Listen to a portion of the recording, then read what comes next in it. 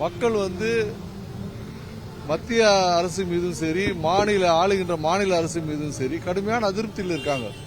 அதனுடைய வெளிப்பாடுகள் தான் வந்து எங்களுக்கு வந்து ஒரு மிகப்பெரிய உற்சாகமான வரவேற்பு கொடுத்துட்டு இருக்கிறாங்க.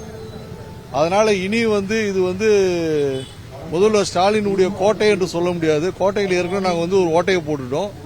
அதனால நிச்சயம் கொளத்தூர் தொகுதியிலும் அதிகமான வாக்குகள் பெற்று, திராவிட முன்னேற்ற கழகத்தை விட அதிக வாக்குகள் பெற்று கொளத்தூரில் நாங்கள் வெற்றி பெறுவோம். நாளையிடம் வந்து பிரச்சாரங்கள் தற்போது வரை பொதுமக்களோட இல்லைங்க, எங்களை பொறுத்த வரைக்கும் மிகுந்த உற்சாகத்தோடு எங்களை வரவேற்றுக் கொண்டிருக்கின்றார்கள்.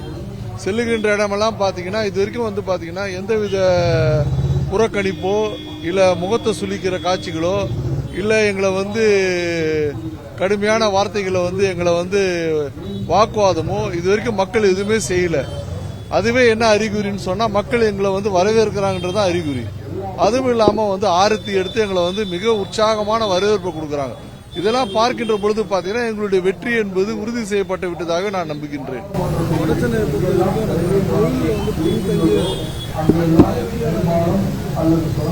இல்ல, மக்கள் ஒரு வாய்ப்பு கொடுத்தா நிச்சயம் வட சென்னை பாராளுமன்ற தொகுதியை தென் சென்னைக்கு நிகராக நான் உயர்த்தி காட்டுவேன்.